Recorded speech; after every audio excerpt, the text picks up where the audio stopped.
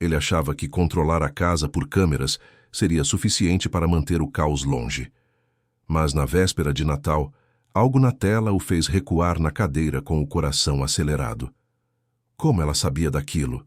Murmurou, ao ver a mulher interagindo com seus trigêmeos surdos. A partir daquele dia, tudo se transformou.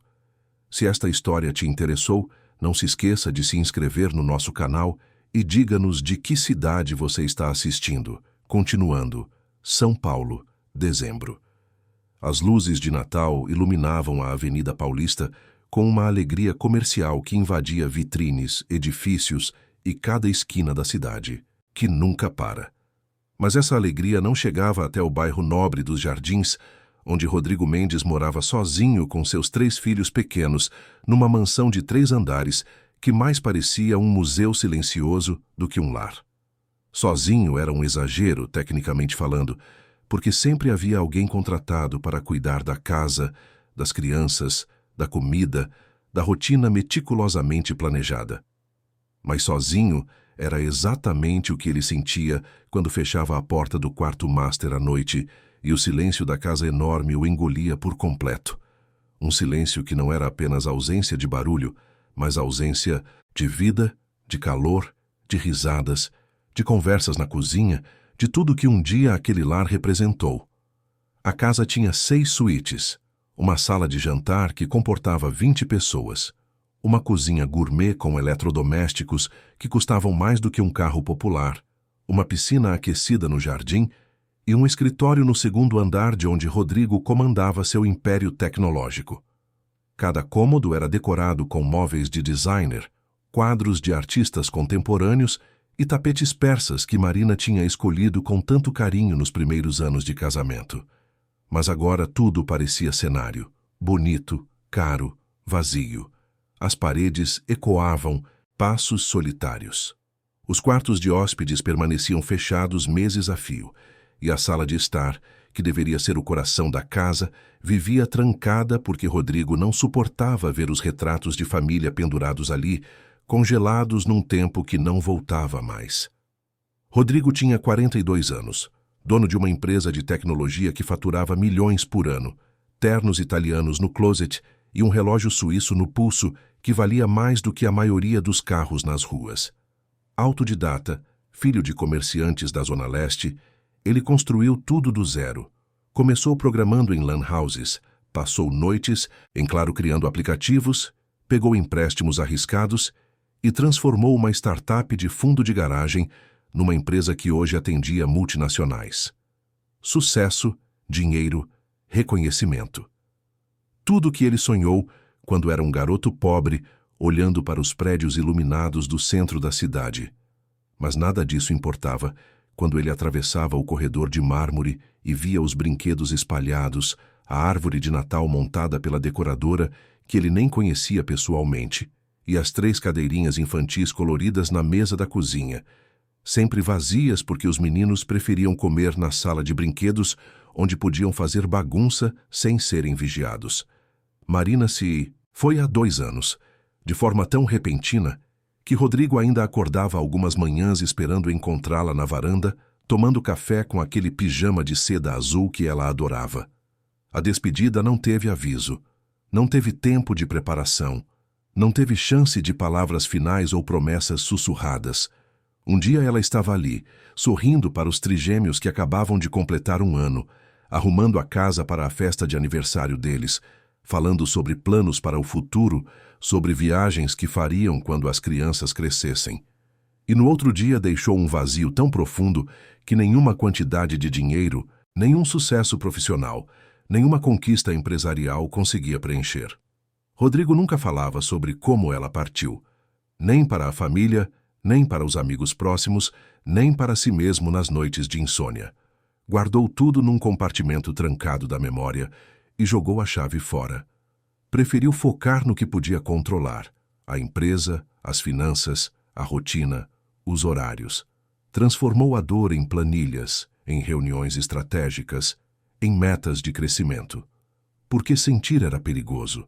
Sentir significava desabar, e ele não podia se dar esse luxo. Não com 3 crianças dependendo dele. Os trigêmeos agora Tinham 3 anos. Gabriel, Miguel e Rafael. 3 meninos idênticos de cabelos castanhos cacheados, olhos escuros e bochechas rosadas que pareciam propaganda de leite em pó. Eram lindos, perfeitos fisicamente, saudáveis. Só que viviam num mundo à parte. Logo nos primeiros meses de vida, Rodrigo e Marina perceberam que algo estava diferente. Os bebês não reagiam a barulhos altos, não viravam quando alguém chamava, não assustavam com portas batendo. Depois de meses de consultas, exames e especialistas renomados em São Paulo e até fora do país, o diagnóstico veio como uma sentença: surdez profunda bilateral nos 3, sem volta, sem cura, sem esperança de mudança. Marina reagiu com força no começo. Começou a estudar Libras, comprou livros, contratou fonoaudiólogos, transformou a casa num centro de estimulação. Rodrigo, por outro lado, mergulhou no trabalho. Era sua forma de lidar, de manter o controle, de sentir que ainda havia algo em sua vida que ele podia gerenciar. Porque os meninos eram um caos que fugia de qualquer planilha, de qualquer lógica empresarial. Eles não conseguiam se comunicar como outras crianças da idade. Não falavam, não entendiam ordens verbais, e as tentativas de ensinar Libras para crianças tão pequenas eram lentas, frustrantes, cheias de birras e incompreensões. Eles testavam, limites com uma energia que parecia não ter fim. Derrubavam tudo, rasgavam papéis, corriam pela casa sem direção e entravam em crises de choro que ninguém conseguia acalmar, porque ninguém entendia o que queriam. As funcionárias entravam e saíam como numa porta giratória. Rodrigo já tinha perdido a conta de quantas babás, cuidadoras e até pedagogas especializadas pediram demissão ou simplesmente pararam de aparecer. A primeira durou 5 dias, a segunda aguentou 2 semanas e saiu chorando depois que Miguel teve uma crise de frustração. A terceira tinha curso de Libras e experiência com crianças especiais, mas pediu demissão alegando que a responsabilidade era pesada demais. Sempre havia uma desculpa, mas o motivo real era sempre o mesmo. A rotina era exaustiva. Os meninos acordavam cedo, cheios de energia. Café da manhã virava campo de batalha, comida jogada no chão, pratos derrubados, birras inexplicáveis porque ninguém conseguia entender o que eles queriam. Banho era outra guerra. Gabriel odiava água no rosto. Miguel só tomava banho se pudesse levar todos os brinquedos para o chuveiro. Rafael chorava do início ao fim, como se limpar fosse uma tortura, e a comunicação, ou a falta dela, tornava tudo pior. Os meninos não. Conseguiam dizer quando estavam com fome, com sono, com dor. Apontavam, puxavam, empurravam, choravam, gritavam sons guturais. As tentativas de ensinar Libras eram lentas e frustrantes. Com 3 anos, deveriam estar formando frases simples em sinais, mas mal conseguiam manter atenção por 2 minutos. A verdade dura é que ninguém queria lidar com aquilo. Com o silêncio ruidoso de 3 crianças que gritavam sem som, que pediam coisas com gestos desesperados que ninguém decodificava, que choravam de frustração porque o mundo não os entendia, e eles não entendiam o mundo. Agora era dezembro de novo, e Rodrigo olhava para a árvore de Natal montada na sala, com um misto de ironia e desespero. Decoradora cara, enfeites importados, luzes sincronizadas com música que ninguém naquela casa podia ouvir. Ele mesmo organizou tudo, porque a família ia aparecer na noite de 24. A mãe dele, os tios, alguns primos, gente que fingia entender, que fazia cara de pena quando via os trigêmeos, que oferecia conselhos vazios sobre paciência e fé. Rodrigo precisava que tudo estivesse perfeito. Não pelos meninos, que mal ligavam para enfeites natalinos, mas por ele. Por manter as aparências, por provar que ainda tinha controle sobre alguma coisa. E para isso precisava de alguém definitivo na casa. Alguém que não desistisse depois da primeira semana. Alguém que limpasse, cozinhasse, organizasse e, principalmente, mantivesse os meninos longe de qualquer situação que pudesse constrangê-lo na frente dos convidados. Não era um pedido romântico ou emocional. Era prático, frio, necessário. Rodrigo colocou um anúncio generoso: salário acima do mercado, casa de luxo nos jardins, todas as refeições inclusas, um quarto confortável. Chegaram dezenas de currículos. Ele fez entrevistas rápidas, diretas, sem rodeios. Descartou as que pareciam frágeis demais, as que faziam muitas perguntas sobre os meninos, as que demonstravam pena excessiva. Até que chegou Luciana. Ela apareceu na porta numa manhã de quinta-feira, 15 dias antes do Natal. Não tinha nada de especial na aparência. Uma mulher por volta dos 40 anos, magra, cabelos pretos presos num coque simples, roupa discreta, sem maquiagem. Não sorriu quando Rodrigo abriu a porta. Só cumprimentou com um aceno de cabeça e esperou ser convidada a entrar. Rodrigo estranhou logo de cara.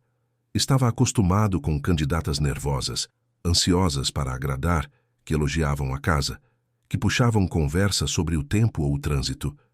Luciana não fez nada disso. Entrou, olhou ao redor com um olhar tranquilo e atento, e se sentou na cadeira que Rodrigo indicou, sem demonstrar deslumbramento algum pelo lustre de cristal ou pelo piso de mármore. A entrevista foi estranha desde o início, diferente de todas as outras que Rodrigo tinha conduzido nas últimas semanas.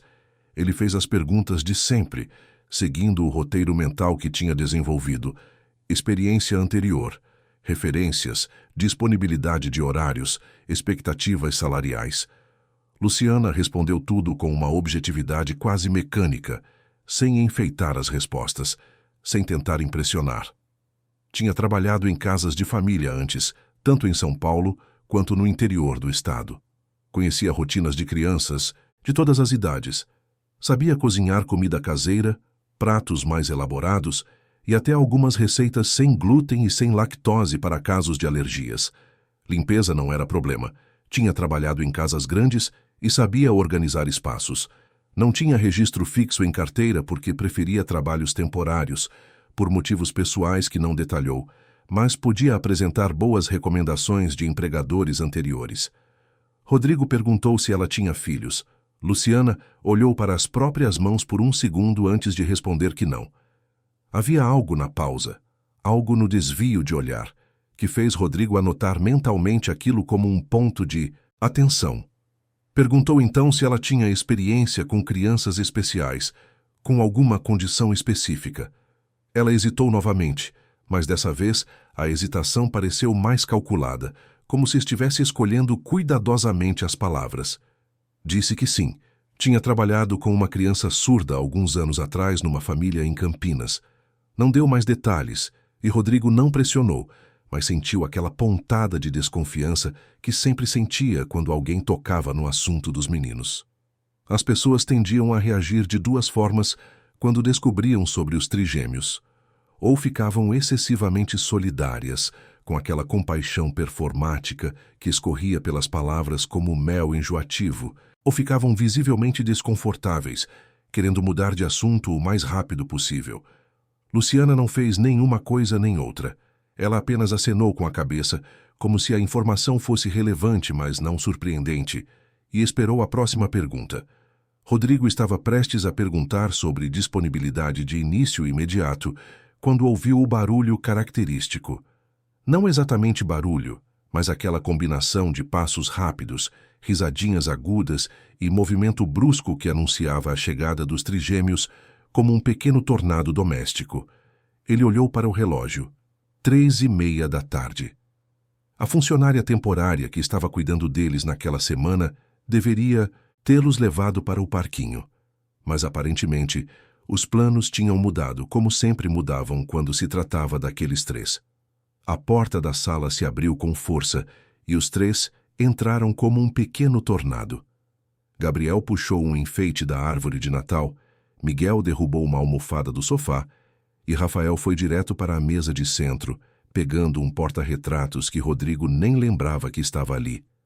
Rodrigo se levantou num reflexo automático, pronto para impor ordem do jeito que sempre fazia. Gestos firmes, expressão séria, tentando captar a atenção dos três ao mesmo tempo. Mas eles o ignoraram, completamente, como sempre faziam quando entravam nesse estado de energia caótica. Gabriel já estava tentando escalar a árvore, Miguel corria em círculos e Rafael segurava o porta-retratos com uma curiosidade que beirava a obsessão. Foi quando Luciana se moveu. Sem pedir licença, sem esperar autorização, ela se levantou da cadeira e foi até os meninos, mas não foi de pé. Ela se abaixou, ficou na altura deles e fez algo que Rodrigo nunca tinha visto nenhuma funcionária fazer. Bateu palma uma vez forte, mas não para chamar atenção pelo som. O movimento foi visual, amplo, e ela acompanhou com uma expressão facial marcada, quase teatral. Os 3 meninos pararam, não porque entenderam uma ordem, mas porque ficaram curiosos com aquele gesto diferente. Luciana então começou a fazer gestos com as mãos. Não eram gestos aleatórios. Eram movimentos simples, intuitivos, quase como uma dança com as mãos. Ela apontou para a árvore, fez um gesto de negação balançando a cabeça, depois apontou para o sofá e fez um movimento de sentar. Gabriel largou o enfeite e a olhou com atenção. Miguel parou de correr. Rafael, ainda segurando o porta-retratos, deu alguns passos na direção dela. Rodrigo ficou paralisado. Não era Libras, formal. Não era nada que ele reconhecesse dos métodos que os terapeutas usavam, mas estava funcionando. Em menos de 3 minutos, Luciana tinha os 3 sentados no chão ao redor dela, observando enquanto ela pegava alguns brinquedos espalhados e os organizava numa fileira. Ela usava expressões faciais exageradas, movimentos ritmados, e os meninos pareciam hipnotizados. Pela primeira vez em semanas, eles estavam quietos, sem estar assustados ou contidos à força. Rodrigo voltou a sentar, mas não relaxou. Aquilo tudo o deixava ainda mais desconfiado. Como ela sabia fazer isso? De onde vinha essa habilidade? Ele limpou a garganta e disse que a contratava, mas com condições claras. Horários rígidos, salário depositado no dia combinado, disciplina como prioridade. Luciana acenou com a cabeça, aceitando tudo sem negociar. Disse que podia começar no dia seguinte. Rodrigo entregou uma chave reserva, explicou rapidamente a rotina da casa e encerrou a conversa. Mas quando Luciana saiu, levando consigo uma sacola pequena e um olhar que parecia saber mais do que deveria, Rodrigo sentiu um aperto no peito. Algo naquela mulher não batia. Não era incompetência, muito pelo contrário. Era o excesso de competência. A forma como ela olhou para os meninos não foi de pena nem de profissionalismo distante. Foi de reconhecimento, como se ela visse neles algo que ninguém mais via. Como se ela já conhecesse aquelas crianças de algum outro lugar, de algum outro tempo. Naquela noite, Rodrigo ficou acordado até tarde no escritório, olhando para as câmeras de segurança que cobria toda a casa. Ele instalou o sistema depois que Marina partiu, dizendo para si mesmo que era por proteção, por segurança. Mas a verdade é que virou um hábito de controle. Ele assistia às gravações quando não conseguia dormir, quando precisava se certificar de que tudo estava em ordem, de que nada fugia do script que ele tentava manter. Agora, olhando para a tela escura das câmeras, que só seriam ativadas quando Luciana começasse no dia seguinte, Rodrigo sentiu um incômodo que não conseguia nomear. Não era medo, não era raiva. Era uma sensação visceral de que aquela mulher não estava ali apenas por dinheiro ou por trabalho. Havia uma razão maior, oculta, perigosa, e ele precisava descobrir qual era antes que fosse tarde demais. Lá fora, as luzes de Natal continuavam piscando na avenida, indiferentes ao silêncio pesado que pairava sobre aquela casa enorme. Dentro, 3 crianças dormiam em seus quartos, alheias às suspeitas do pai e aos segredos da mulher que acabava de entrar em suas vidas. E Rodrigo, sentado sozinho no escritório escuro, se perguntou se contratar Luciana tinha sido a melhor decisão da sua vida ou o maior erro que ele já cometeu. Luciana começou no dia seguinte, uma sexta-feira ensolarada, que parecia prometer um fim de semana tranquilo. Chegou pontualmente às 7 da manhã, como combinado, com uma mochila simples e um saco de compras que Rodrigo não perguntou o que continha. Ele estava terminando o café na cozinha quando ela entrou pela porta dos fundos, cumprimentou com um aceno discreto e foi direto para o quarto que ele havia designado para ela, no primeiro andar, próximo ao quarto dos meninos. Não pediu tour pela casa, não fez perguntas sobre onde ficavam as coisas, não demonstrou curiosidade sobre os cômodos luxuosos. Simplesmente guardou suas coisas e desceu para começar o trabalho. A primeira semana foi estranhamente eficiente. A casa, que sempre tinha um ar de bagunça controlada, mesmo com funcionárias tentando manter a ordem, passou a ter uma organização quase militar. Roupas lavadas, dobradas e guardadas com uma perfeição que Rodrigo não via desde que Marina cuidava pessoalmente dessas coisas. Comida pronta nos horários certos, com pratos que os meninos realmente comiam em vez de jogar no chão. Brinquedos organizados em cestos específicos por tipo e cor, algo que nenhuma outra funcionária tinha conseguido manter por mais de 2 dias. Chão sem migalhas, mesmo depois das refeições caóticas dos trigêmeos. Banheiros impecáveis, toalhas dobradas com cantos alinhados, produtos de higiene repostos antes mesmo de acabarem. Rodrigo chegava em casa depois de longas reuniões, cansado e tenso, e encontrava tudo funcionando como uma máquina bem azeitada. Os meninos estavam limpos, com roupas combinando, alimentados, razoavelmente calmos para os padrões deles. Não havia crises de choro intermináveis, não havia ligações desesperadas da funcionária pedindo socorro, não havia bagunça impossível de controlar. A rotina finalmente parecia estar sob controle, funcionando sozinha, sem precisar da presença constante dele fiscalizando cada detalhe. Mas em vez de se sentir aliviado, em vez de finalmente relaxar e aproveitar o fato de ter contratado alguém competente, Rodrigo sentia um desconforto crescente que não conseguia nomear nem explicar para si mesmo. Era como se algo estivesse errado demais para estar certo. Como se aquela eficiência toda, aquela perfeição quase inumana, escondesse algo por baixo da superfície polida. Era a sensação de estar sendo enganado sem conseguir provar, de estar vendo apenas a ponta de um iceberg enquanto algo muito maior permanecia submerso e invisível. Ele começou a reparar em pequenos detalhes que o incomodavam. Luciana conhecia a casa rápido demais. No segundo dia já sabia onde ficavam os produtos de limpeza sem perguntar. No terceiro dia, achou um armário trancado na despensa e quando Rodrigo voltou do trabalho, ela tinha a chave na mão dizendo que precisava pegar panos de prato que estavam ali guardados. Ele não lembrava de ter dado aquela chave a ela. Pequenas coisas começaram a desaparecer e reaparecer em lugares diferentes, sempre de formas que pareciam inocentes, mas que deixavam Rodrigo cada vez mais inquieto. Um porta-retratos que sempre ficava na estante da sala de estar, mostrando uma foto de Marina sorrindo na praia de Búzios durante a lua de mel deles, apareceu no criado mudo do quarto de Rodrigo.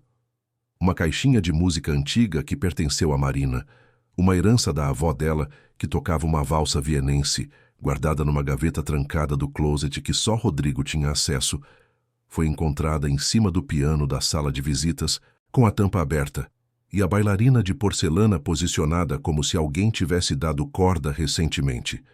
Um cachecol de lã verde que Marina usava no inverno, guardado numa caixa de memórias no armário do corredor, apareceu dobrado em cima da mesa da cozinha. Um livro de poesias que Marina adorava, sempre na segunda prateleira da estante do escritório dela, estava na mesinha de centro da sala, com uma marca de página numa poesia específica sobre despedidas. Cada objeto mudado de lugar era como um fantasma voltando para assombrar, e Rodrigo não sabia se devia sentir raiva ou medo. Quando finalmente confrontou Luciana sobre os objetos. Ela estava preparando o jantar dos meninos, cortando legumes com uma precisão cirúrgica. Respondeu sem nem levantar os olhos da tábua de corte, com aquela naturalidade desconcertante que se tornara característica dela. Disse que sim, que estava limpando e reorganizando as coisas pela casa, tirando objetos de lugares onde juntavam poeira e colocando-os em espaços onde pudessem ser vistos, apreciados, lembrados. Disse que uma casa cheia de memórias guardadas em gavetas e armários trancados era uma casa que negava seu próprio passado, e que isso não era saudável nem para Rodrigo, nem para as crianças. A resposta era lógica, até fazia sentido de uma forma psicológica que Rodrigo não queria admitir. Mas a forma como ela olhou para ele quando terminou de falar carregava algo mais. Não era desafio, não era arrogância, era conhecimento. como se ela soubesse exatamente o que aqueles objetos significavam, qual era a história por trás de cada um, por que Rodrigo os tinha escondido em vez de jogado fora ou doado.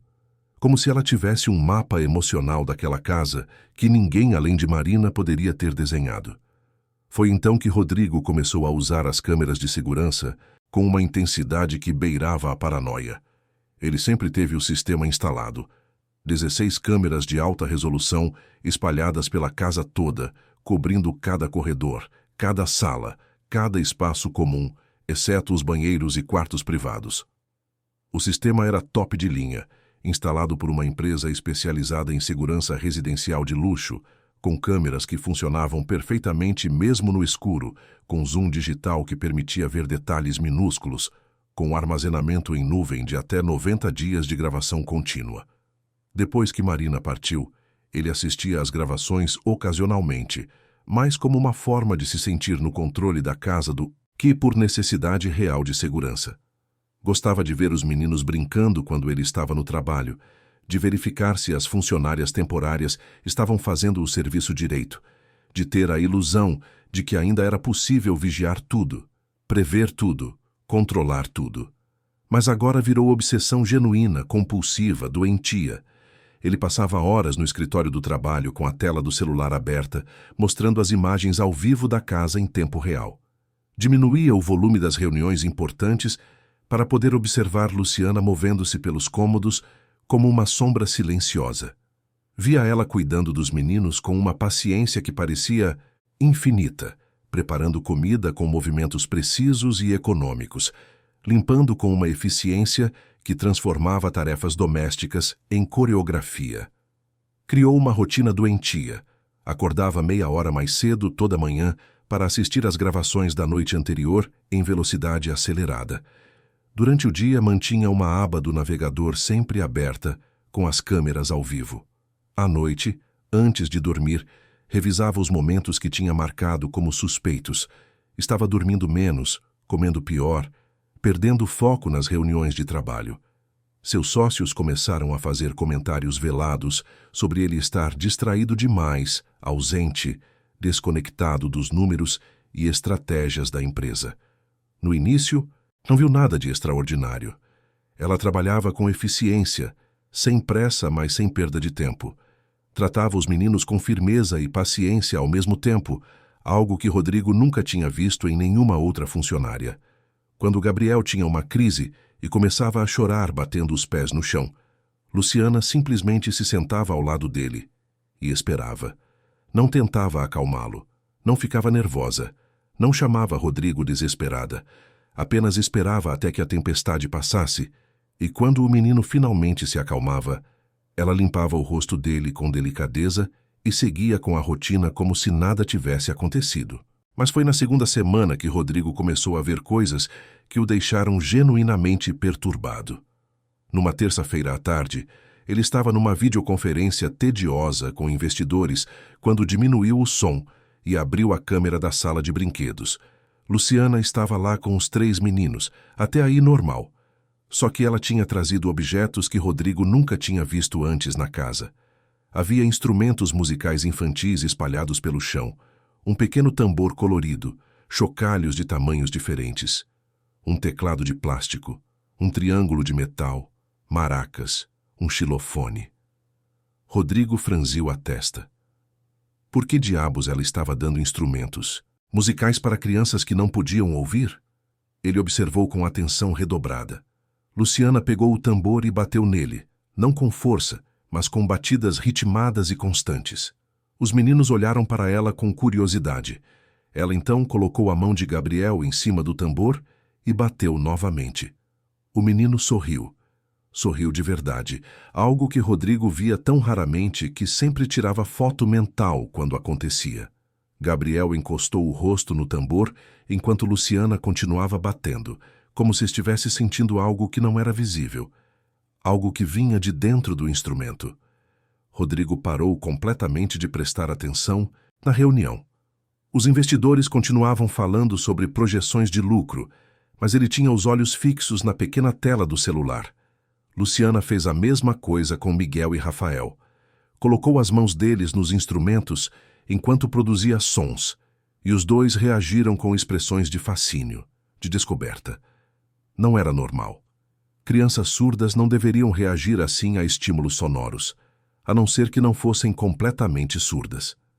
A ideia atravessou a mente de Rodrigo como um raio, e ele a afastou imediatamente. Impossível. Os exames eram claros. Múltiplos especialistas tinham confirmado. Surdez profunda bilateral, sem possibilidade de reversão. Ele e Marina tinham ouvido isso tantas vezes que virou uma verdade absoluta, um fato imutável da vida deles. Mas então por que aquela cena estava mexendo tanto com ele? Nos dias seguintes, Rodrigo intensificou a vigilância. Assistia às gravações da noite anterior pela manhã antes de ir trabalhar. Pausava reuniões para ver as imagens ao vivo. Chegava em casa mais cedo inventando desculpas.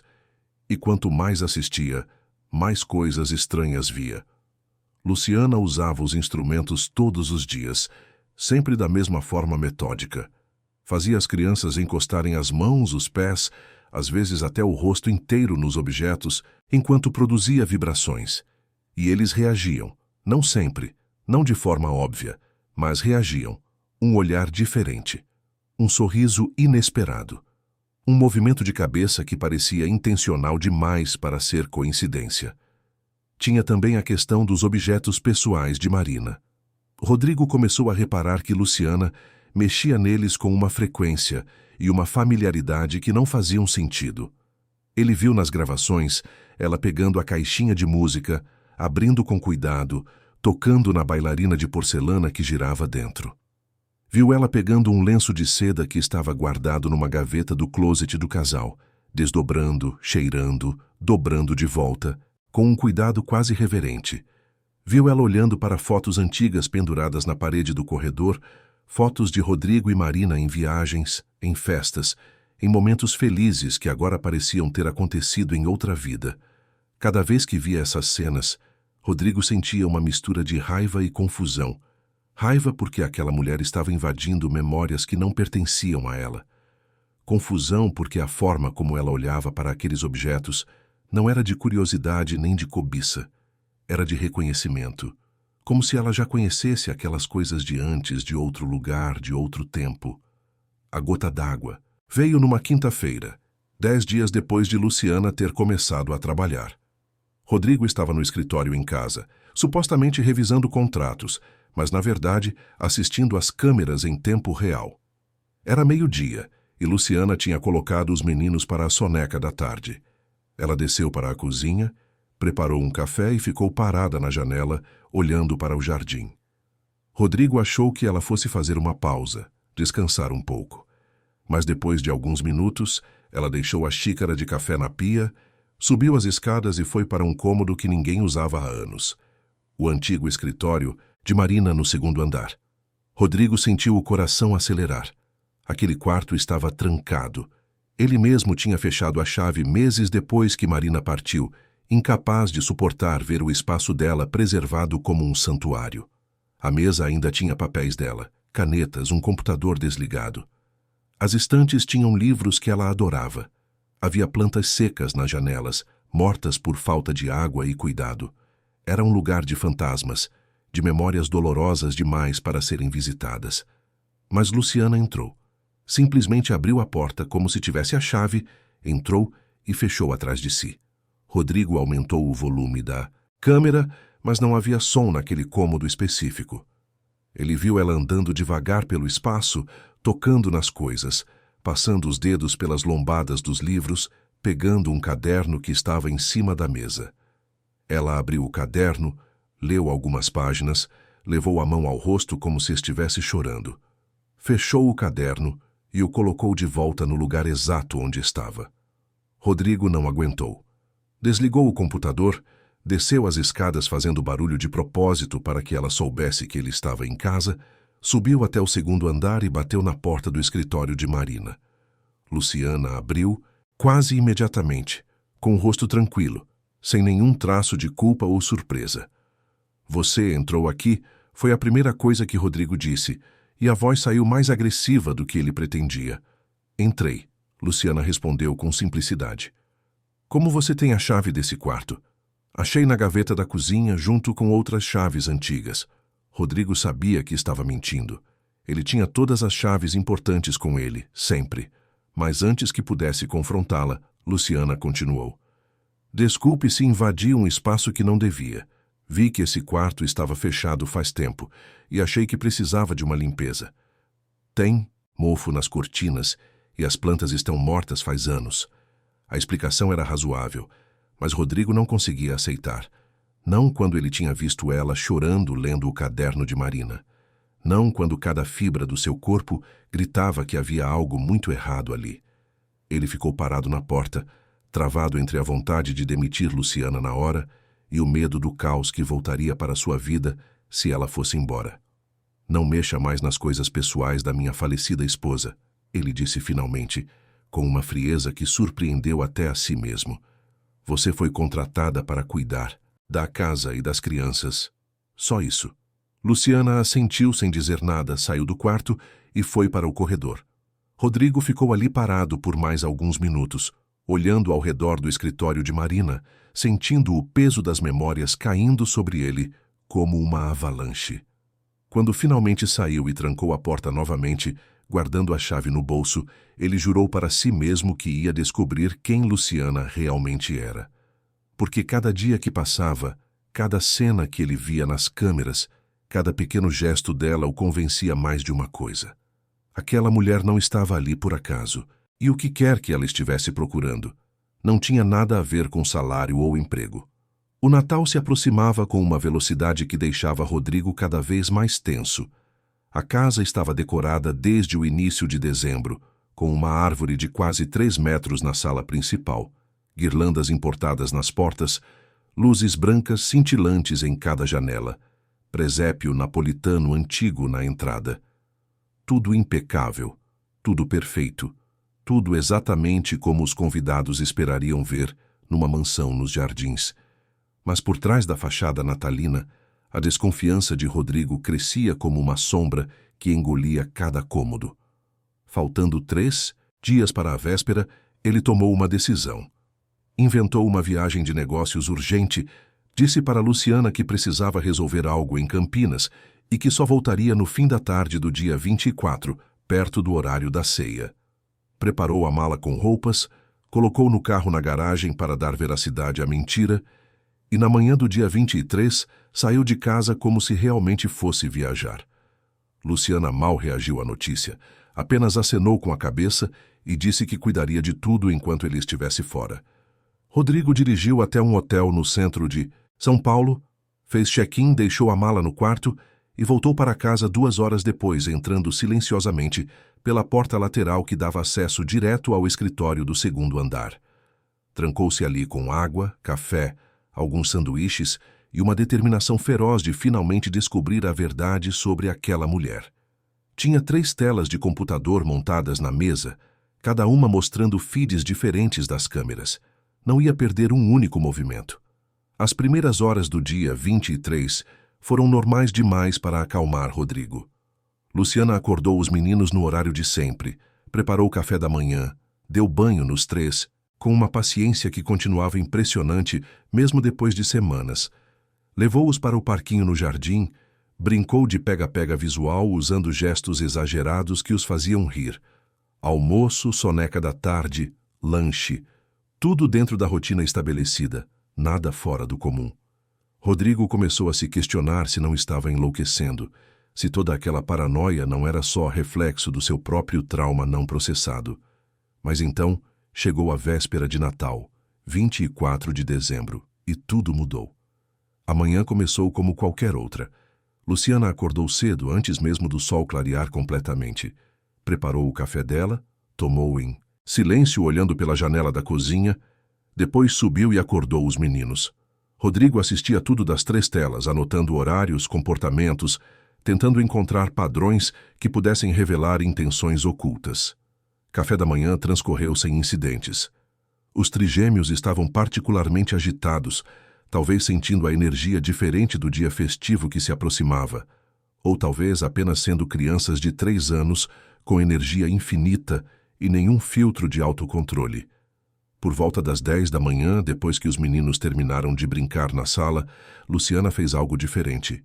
Pegou os três e os levou para o quarto de brinquedos no primeiro andar. Até aí nada anormal. Mas então ela fechou as cortinas da sala, mergulhando o ambiente numa penumbra que as câmeras com visão noturna captaram perfeitamente. Afastou móveis, criando um espaço circular grande no centro do cômodo. E então trouxe aqueles instrumentos musicais que Rodrigo já tinha visto antes, só que dessa vez em quantidade muito maior. Havia um tambor grande profissional, daqueles usados em bandas de samba, uma caixa de som portátil pequena que ela conectou no celular. Panelas de metal de tamanhos variados viradas de cabeça para baixo, um teclado eletrônico pequeno, chocalhos, maracas, triângulos, pratos de bateria. Ela organizou tudo em círculo como uma espécie de altar sonoro e colocou os três meninos sentados no centro. Rodrigo se inclinou para a frente nas cadeiras do escritório, o coração batendo mais rápido. O que diabos ela estava fazendo? Luciana começou devagar. Pegou o tambor grande e bateu nele uma vez, com força. Rodrigo não podia ouvir através das câmeras mudas, mas viu o impacto visual do movimento, a reverberação que devia estar preenchendo o quarto. Os meninos olharam para o tambor com curiosidade. Ela bateu de novo, e dessa vez colocou a mão de Gabriel em cima da pele esticada do instrumento enquanto continuava batendo com a outra mão. O menino arregalou os olhos, não de susto, mas de descoberta. Luciana fez a mesma coisa com Miguel e Rafael. Deixou que eles sentissem a vibração do tambor através das palmas das mãos, através do toque direto com a fonte do som. E os três reagiram. Não foram reações pequenas ou ambíguas. Foram reações claras, inegáveis, consistentes. Gabriel sorriu daquele jeito largo que raramente aparecia. Miguel bateu palmas imitando o movimento dela. Rafael encostou o rosto inteiro no tambor, como se quisesse mergulhar dentro da vibração. Rodrigo sentiu algo se partir dentro do peito. Aquilo não era normal. Crianças completamente surdas não deveriam reagir assim. Ele tinha lido tudo sobre surdez profunda quando os meninos foram diagnosticados. Tinha consultado os melhores especialistas de São Paulo, do Rio, até de Miami. Todos disseram a mesma coisa. Surdez bilateral profunda sem possibilidade de percepção sonora. As crianças podiam sentir vibrações fortes através do tato, mas isso não era ouvir.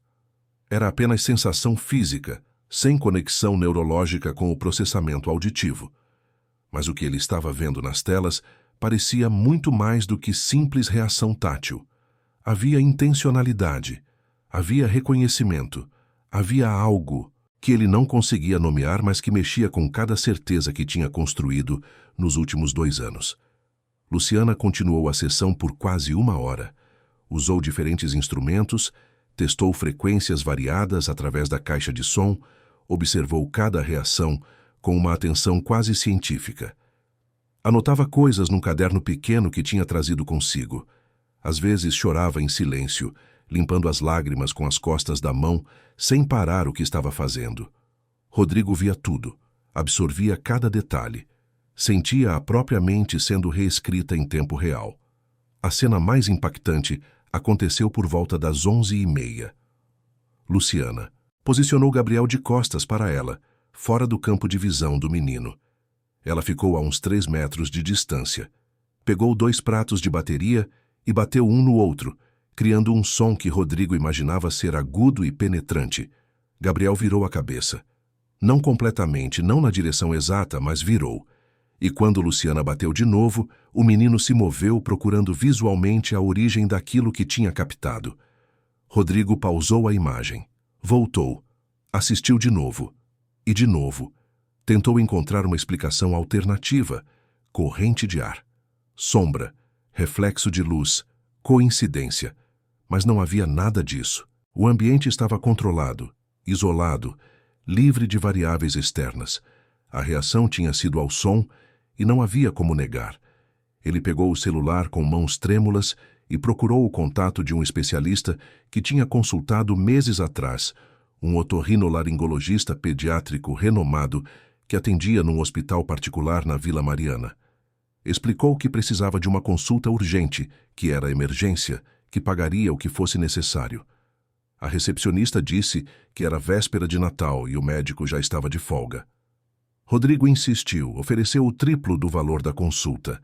15 minutos depois, recebeu a confirmação. O médico poderia recebê-los às 3 da tarde. Rodrigo desceu do escritório fazendo o máximo de barulho possível, batendo portas, chamando por Luciana. Ela apareceu na escada com uma expressão tranquila, como se já esperasse por aquilo. Eu voltei mais cedo, ele disse, a voz saindo mais alta do que pretendia. Precisamos levar os meninos ao médico. Agora. Luciana não perguntou por quê. Não demonstrou surpresa. Apenas disse que ia preparar os meninos e que estariam prontos em 20 minutos.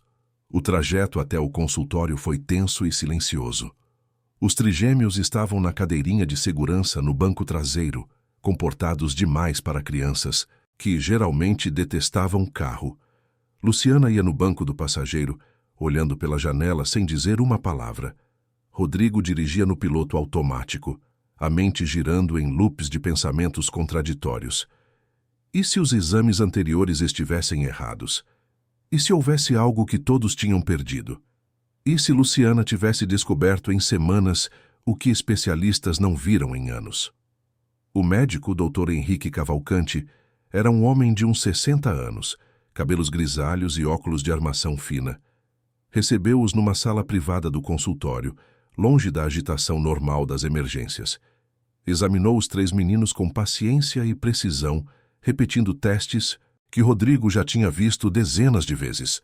Otoscopia, reflexo acústico, timpanometria, observação comportamental. 1h30 de exames que pareceram durar uma eternidade. Quando finalmente chamou Rodrigo para conversar, o médico tinha aquela expressão que profissionais de saúde desenvolvem quando precisam dar notícias difíceis sem destruir completamente a esperança. Senhor Rodrigo, os exames confirmam o diagnóstico anterior. Ele começou, escolhendo as palavras com cuidado. Seus filhos têm surdez profunda bilateral. A estrutura do ouvido interno está comprometida. Não há função coclear detectável nos testes convencionais. Rodrigo sentiu o chão desaparecer sob seus pés. Mas o médico levantou a mão pedindo paciência. Mas continuou. Existe um fenômeno conhecido, mas raro, que pode explicar algumas reações que você descreveu. Certas crianças com surdez profunda desenvolvem uma sensibilidade extraordinária a vibrações de baixa frequência. Não é audição no sentido tradicional. É uma forma de percepção tátil extremamente refinada, quase como um sexto sentido. Elas captam vibrações através dos ossos, através do corpo todo, e o cérebro processa isso de uma forma que pode simular algumas respostas auditivas. Então eles sentem, mas não ouvem. É uma linha tênue, Dr. Cavalcante admitiu. Tecnicamente, não estão ouvindo sons da forma que nós ouvimos, mas estão percebendo o mundo sonoro de uma maneira única. Com estímulos corretos, treinamento adequado, isso pode ser desenvolvido para melhorar a comunicação e a qualidade de vida deles. Rodrigo voltou para a sala de espera atordoado. Luciana estava brincando com os meninos num canto, usando gestos simples que eles acompanhavam com atenção. Ele parou na porta, observando a cena como se a visse pela primeira vez. Aquela mulher tinha descoberto em semanas o que ele não tinha conseguido ver em anos. E a pergunta que ardia na garganta dele não era mais como ela sabia fazer isso, mas por que ela se importava tanto. Se você estivesse no lugar de Rodrigo, confiaria imediatamente em Luciana ou continuaria desconfiado? Nos conte nos comentários. O trajeto de volta para casa foi diferente. Rodrigo dirigia mais devagar, processando tudo o que o médico tinha dito. Luciana continuava calada, mas havia uma tensão no ar que não existia antes. Quando chegaram em casa e colocaram os meninos para descansar, era quase 6 da tarde. A ceia de Natal estava marcada para as 8. Os convidados chegariam em breve. Mas Rodrigo não conseguia pensar em nada além das perguntas que não tinha feito. Ele encontrou Luciana na cozinha, preparando a ceia que tinha começado de manhã. Peru assando no forno, farofa pronta numa travessa grande, saladas organizadas na geladeira.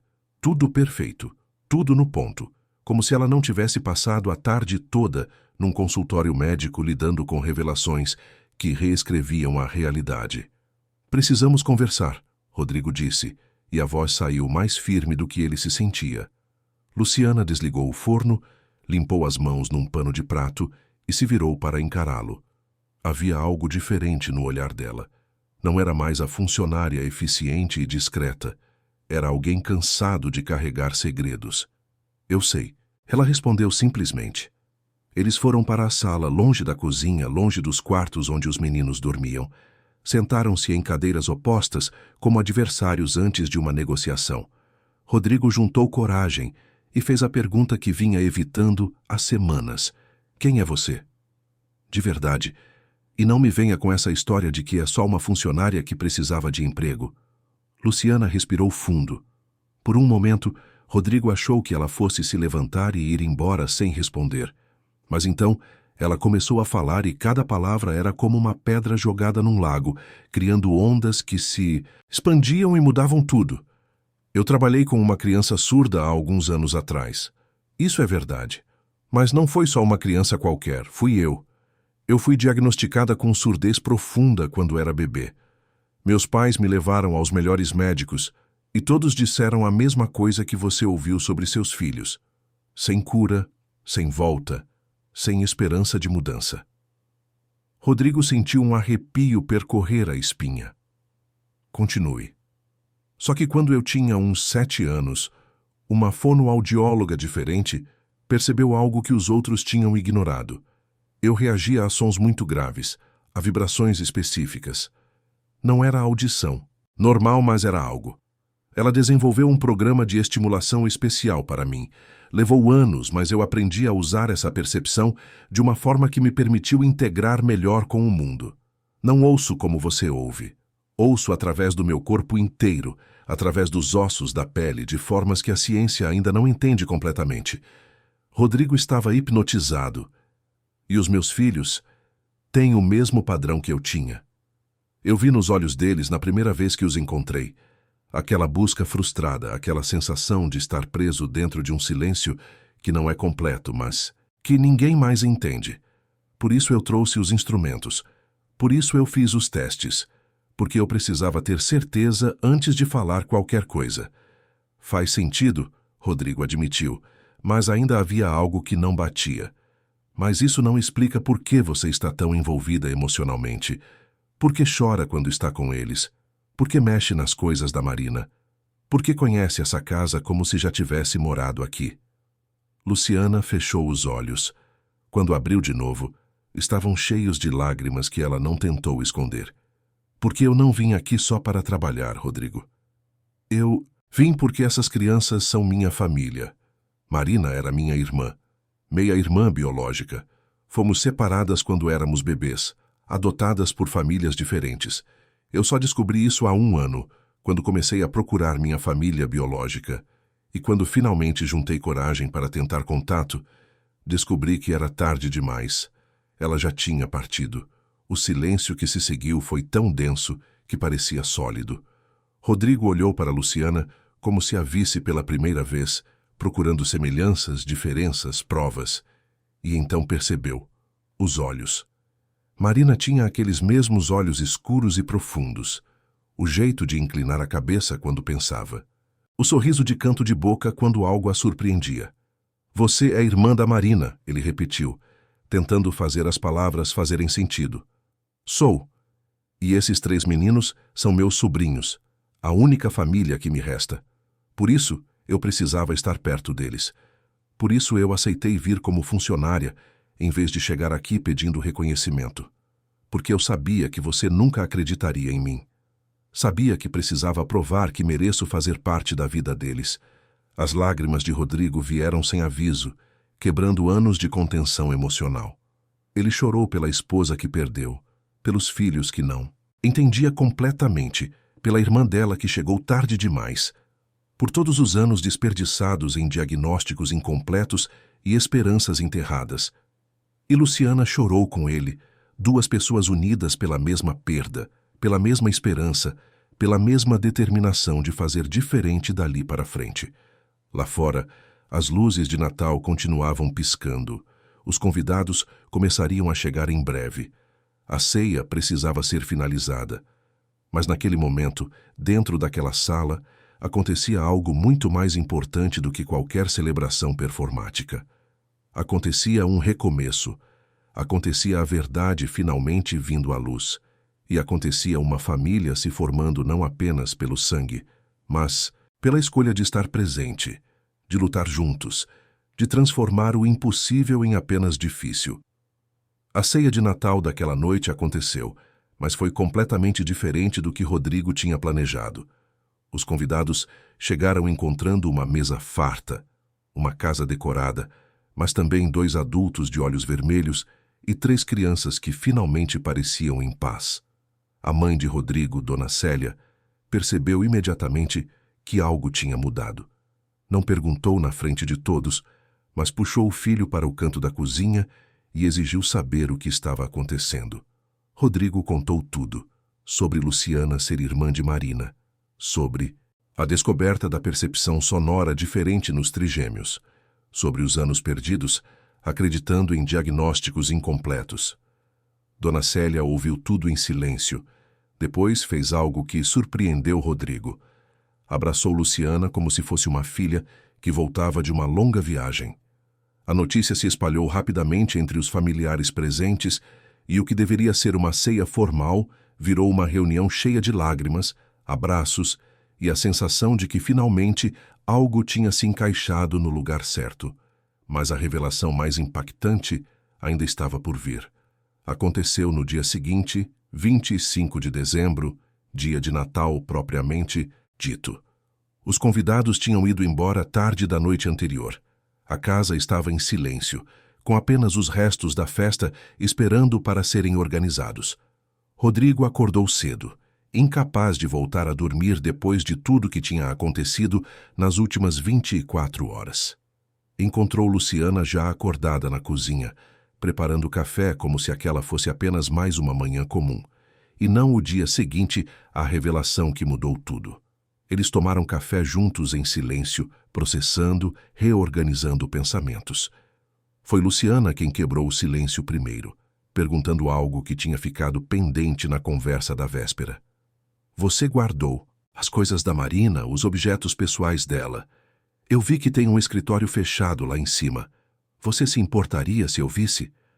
Não para mexer em nada, apenas para sentir que estou perto dela de alguma forma. Rodrigo hesitou. Aquele quarto era um santuário intocado, um lugar de dor que ele evitava há anos, mas olhou para Luciana, para aquela mulher que era a irmã da pessoa que ele mais amou na vida, e percebeu que talvez fosse hora de abrir aquela porta não apenas fisicamente, mas emocionalmente. Eles subiram juntos até o 2º andar. Rodrigo destravou a porta do escritório de Marina com mãos que tremiam levemente. A sala estava exatamente como ela tinha deixado, poeira cobrindo todas as superfícies, plantas mortas nas janelas, papéis espalhados sobre a mesa de trabalho, livros de psicologia e educação infantil nas estantes, porque Marina tinha começado a estudar formas de ajudar crianças com necessidades especiais, especificamente os próprios filhos. Havia fotos penduradas nas paredes, mostrando momentos felizes que pareciam ter acontecido em outra vida. Luciana caminhou pelo espaço como quem caminha por um museu sagrado, tocando delicadamente nos objetos, lendo títulos de livros, observando fotos com uma intensidade dolorosa. Parou em frente a uma foto específica. Marina grávida, sorrindo com as mãos na barriga enorme, olhando para a câmera com aquela mistura de medo e esperança que todas as mães de primeira viagem têm. Luciana tocou no vidro do porta-retratos e chorou em silêncio. Rodrigo a observava da porta, sentindo a própria dor se misturar com a dela. Depois de alguns minutos, ele entrou completamente na sala, foi até um armário trancado que ficava no canto e abriu com uma chave que carregava sempre no chaveiro, mas nunca tinha usado desde que Marina partiu. Dentro havia caixas, pastas, documentos e um caderno de capa de couro marrom, com as iniciais de Marina gravadas em dourado. Eu nunca tive coragem de ler isso, Rodrigo disse, pegando o caderno com reverência. Era o diário pessoal dela. Eu sabia que existia, mas sempre achei que seria invasivo demais abrir depois que ela se foi. Mas agora acho que precisamos ler. Juntos. Eles se sentaram no chão do escritório, encostados na parede, com o caderno aberto entre eles. As primeiras páginas eram antigas, de quando Marina estava grávida. Ela falava dos medos sobre a maternidade de trigêmeos, das expectativas, dos sonhos para o futuro. Depois, vinham as anotações sobre o diagnóstico de surdez, páginas cheias de dor, raiva, questionamentos sobre por que aquilo tinha acontecido com eles. Mas conforme avançavam na leitura, o tom mudava. Marina começava a escrever sobre aceitação, sobre formas alternativas de comunicação, sobre a beleza de criar 3 crianças únicas que veriam o mundo de uma forma diferente. E então, nas páginas finais, escritas poucos meses antes dela partir, começavam as anotações sobre buscar a irmã perdida. Marina escrevia sobre como tinha descoberto a existência de Luciana através de uma busca casual em registros de adoção. Sobre o choque de descobrir que tinha uma irmã biológica que nunca conheceu, separada dela ainda bebê por decisões familiares complicadas que nenhuma das duas teve controle. Sobre o medo de fazer contato, de ser rejeitada, de abrir feridas antigas. Mas também sobre a esperança. A esperança de que talvez aquela irmã pudesse ser parte da vida dos trigêmeos, pudesse oferecer uma conexão familiar que eles mereciam ter. Rodrigo e Luciana liam em silêncio, lágrimas caindo livremente, virando páginas com cuidado. E então chegaram à última anotação, datada de uma semana antes de Marina partir. O texto era curto, mas devastador na sua simplicidade. Hoje, consegui o endereço dela através de uma assistente social aposentada que trabalhou no processo de adoção. Vou procurá-la na semana que vem. Tenho tanto medo, mas também tanta esperança. Quero que meus filhos conheçam a tia. Quero que Luciana saiba que tem uma família esperando por ela. Quero que ela entenda que, mesmo separadas por tantos anos, o sangue nos une e o amor pode nos reunir. Abaixo, havia um endereço escrito à caneta. Era o endereço onde Luciana morava na época, em Campinas. Marina tinha chegado tão perto. Se tivesse vivido apenas mais alguns dias, teria feito o contato. Teria aberto aquela porta que Luciana acabou abrindo sozinha 1 ano e meio depois, quando finalmente juntou coragem para investigar e descobrir que a irmã que nunca conheceu já não estava mais lá para ser encontrada. Luciana abraçou o caderno contra o peito, como se estivesse abraçando a própria Marina. Rodrigo colocou o braço ao redor dos ombros dela, e os dois ficaram ali, no chão daquele escritório empoeirado, chorando juntos, compartilhando uma dor que finalmente tinha encontrado companhia. Não eram mais 2 estranhos unidos por acaso. Eram família, unidos pela perda, mas também pela escolha de seguir em frente. Juntos. Nos dias que se seguiram ao Natal, a Casa dos Jardins começou a mudar de uma forma que ia muito além da decoração ou da organização. Havia vida voltando para aqueles cômodos que tinham sido silenciosos por tanto tempo. Luciana deixou de ser funcionária e passou a ser oficialmente parte da família. Rodrigo atualizou documentos, garantiu direitos legais, estabeleceu um fundo de confiança para os sobrinhos que ela agora podia chamar de seus, sem precisar esconder a verdade. Mais importante ainda, eles começaram a trabalhar juntos no desenvolvimento dos trigêmeos. Rodrigo usou toda a sua influência e recursos para agendar consultas com especialistas, em casos raros de percepção auditiva atípica. Luciana compartilhou tudo o que tinha aprendido na própria jornada, os exercícios que fizeram diferença, as técnicas que funcionaram. Montaram uma sala inteira dedicada a estímulos sonoros controlados, com instrumentos de diferentes frequências, placas táteis que traduziam som em vibração, tecnologias assistivas de última geração. Gabriel, Miguel e Rafael começaram a reagir de formas cada vez mais consistentes. Não era uma transformação milagrosa da noite para o dia, mas era progresso real, mensurável. Eles aprenderam a associar certas vibrações a ações específicas. Desenvolveram uma forma única de se comunicar que combinava libras formal com sinais inventados por eles mesmos e reações a estímulos vibratórios. Começaram a sorrir mais, a ter menos crises de frustração, a se sentirem menos perdidos no mundo silencioso que habitavam. Rodrigo também mudou. O homem que tinha se escondido atrás de planilhas e controle obsessivo começou a se permitir sentir de novo. Chorou mais naqueles primeiros meses após o Natal do que tinha chorado nos 2 anos anteriores inteiros. Mas eram lágrimas diferentes. Não eram mais de desesperança ou solidão. Eram de cura, de aceitação, de gratidão por ter encontrado em Luciana não apenas ajuda prática, mas uma ponte de volta para Marina, uma forma de manter viva a memória da esposa através da irmã que ela nunca teve chance de conhecer. A casa nos Jardins deixou de ser um mausoléu de silêncio. O escritório de Marina foi aberto, limpo, transformado num espaço de memórias compartilhadas, onde Rodrigo e Luciana, às vezes, se sentavam para conversar sobre ela, para manter viva sua presença através das histórias. As fotos que estavam guardadas voltaram para as paredes. Os objetos pessoais dela foram redistribuídos pela casa não como santuários intocáveis, mas como lembretes suaves de que o amor não termina com a partida física. 6 meses depois do Natal que mudou tudo, num dia ensolarado de junho, aconteceu algo que Rodrigo guardaria para sempre na memória. Eles estavam todos na sala de estímulos, trabalhando com os meninos numa sessão de percepção vibratória. Luciana estava tocando um tambor grave numa frequência específica que os trigêmeos tinham aprendido a associar com hora de parar e prestar atenção. Gabriel, que sempre foi o mais responsivo, não estava olhando diretamente para ela. Estava brincando com um carrinho no canto da sala. Luciana bateu o tambor 3 vezes, no padrão que tinham estabelecido como chamada. E Gabriel parou. Largou o carrinho.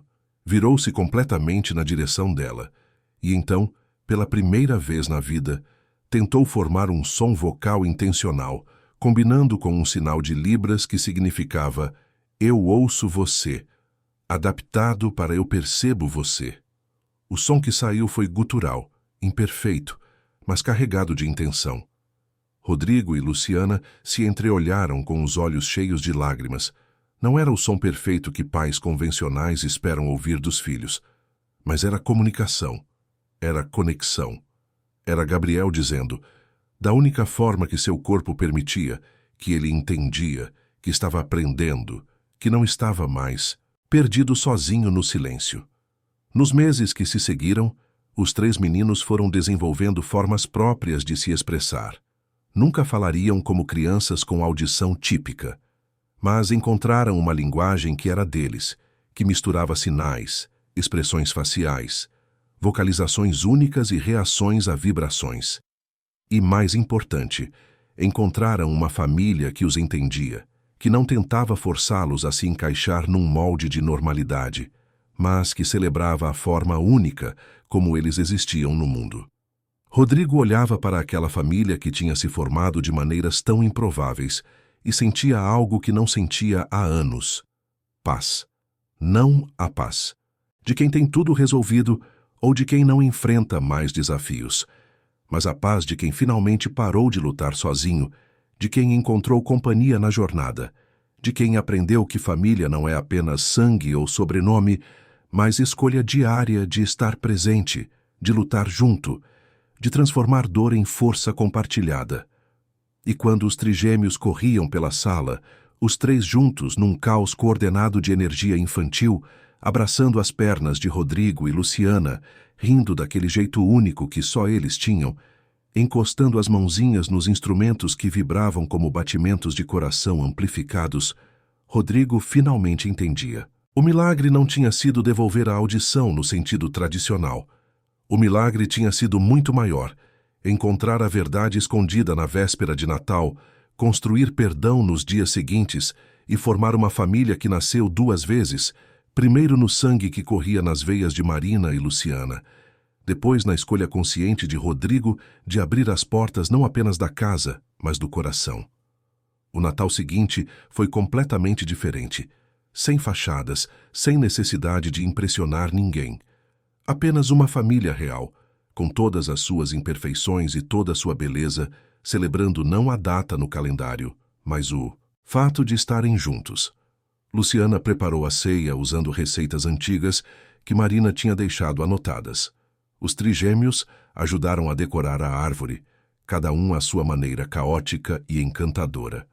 Rodrigo tirou milhares de fotos, não para postar em redes sociais ou mostrar para conhecidos, mas para guardar em álbuns que um dia contariam aquela história para os meninos quando crescessem.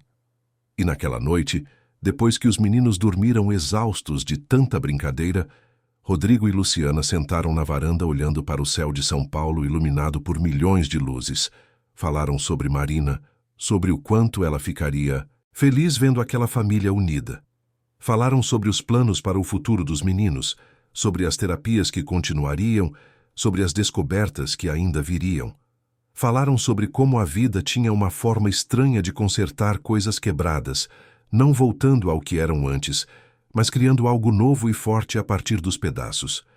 E quando Luciana disse que sentia que Marina estava ali com eles de alguma forma, Rodrigo não discordou, porque ele também sentia.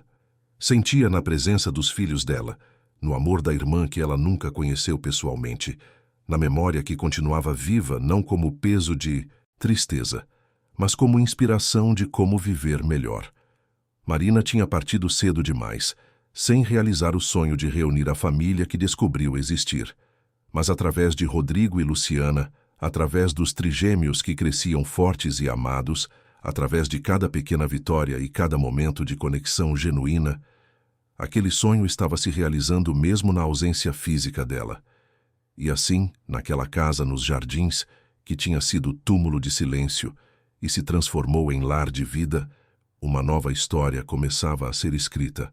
Não uma história perfeita, sem desafios ou dificuldades, mas uma história real, de pessoas imperfeitas, escolhendo amar apesar das impossibilidades, de crianças únicas encontrando suas próprias formas de existir, de uma família que nasceu do acaso, foi moldada pela dor e se fortaleceu na escolha diária de não desistir, de não se render ao que parecia impossível, de transformar cada véspera de Natal não em lembrança de perdas, mas em celebração de recomeços. Queridos ouvintes, esperamos que a história de Rodrigo, Luciana e dos trigêmeos Gabriel, Miguel e Rafael tenha tocado o seu coração. Se você se emocionou com essa jornada de descobertas, perdão e amor familiar, clique no botão de gostei, inscreva-se no canal e conte nos comentários o que mais te marcou nessa história. Você já passou por uma situação onde uma pessoa que parecia estranha se revelou a peça fundamental que faltava na sua vida? Todos os dias trazemos histórias intensas como essa, que revelam o lado mais profundo e verdadeiro da alma humana. Histórias que nos fazem acreditar que milagres acontecem não quando tudo se resolve magicamente, mas quando temos coragem de abrir portas que mantivemos trancadas por medo. Te esperamos no próximo episódio, com mais uma história que vai fazer você refletir sobre família, amor e as conexões invisíveis que nos unem mesmo quando a distância ou o tempo tentam nos separar.